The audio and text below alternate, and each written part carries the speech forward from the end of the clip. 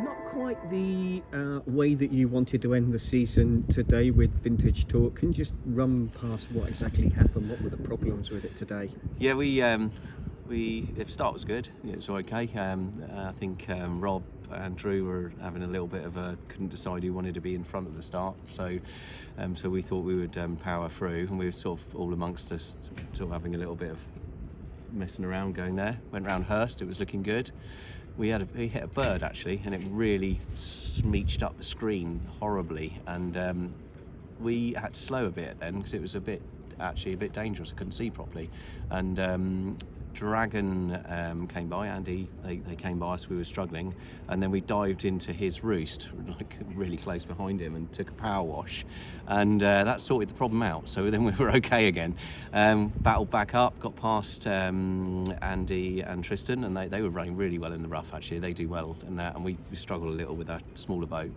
Got past them. It was all looking good. I think we were on the last final run into the Solent. Started to smell horrible smell, started losing power on the engine, and one of our tanks, a 100-litre one, had dumped everything into the boat, and it was swimming in fuel, so we had to shut everything off, and obviously we couldn't really do anything at that point. It was a bit too dodgy to do anything.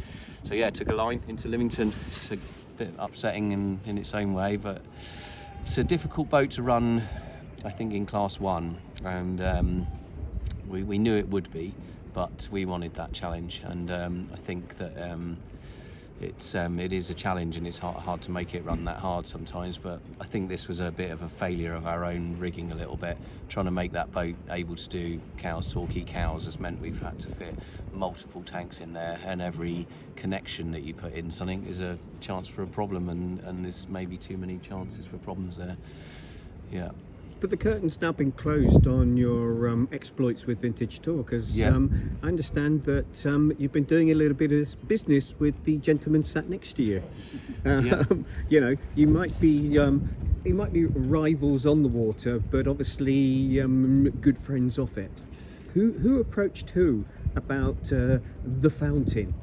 Well, I think we've always chatted in the bar afterwards, and Drew's known that we really need a different boat to what we're running, and same as we know ourselves to be able to really run at the front. And the thing is, if we just wanted to carry on at the pace we're doing, we'd stick with Vintage Talk, but we want to beat Drew and Rob, so we need a different boat, and there's only a couple of boats that are going to be able to run at that speed with the Eucopra setup, and really, as far as I'm concerned, that's an Outer Limits or a Fountain.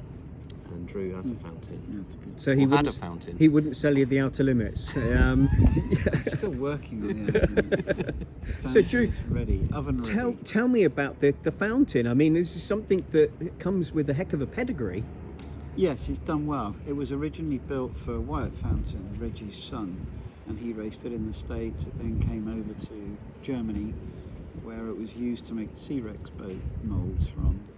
I then picked it up from Siggy in Germany, and we rebuilt it and ran it all over the place. So it's run all over Europe.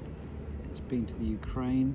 It had an armed guard for 24 hours to get it across the roads with machine guns front and back. It raced over there. It raced in Sardinia. It raced in Italy. It raced in Malta. It's done at Cows Torquay. So it's good. It's taken us a long time to get it right, because we broke it in half once in Belgium. So tell me that. I didn't tell him that. But I mean, this is something else. But also, it's actually you've campaigned it quite well up at Coniston as well. Yeah, I mean, it got 3 world records up there, so it did very well, and it's a good boat. It's properly sorted, so we've made it stronger. It's reliable, it's steady. We rebuilt the canopy, so it's got all the latest design features that Class 1 require, so the boat is designed to go as fast upside down as it is the right way up. So it's, I know I don't want to hand over to a racing buddy something that's not going to do the business, and I know that will be difficult for us.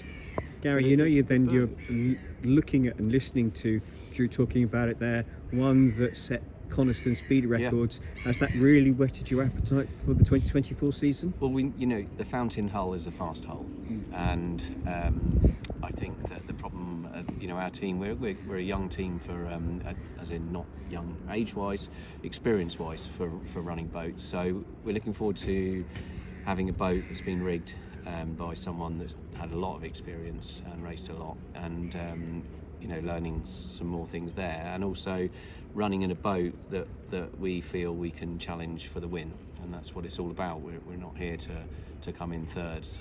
We want to win.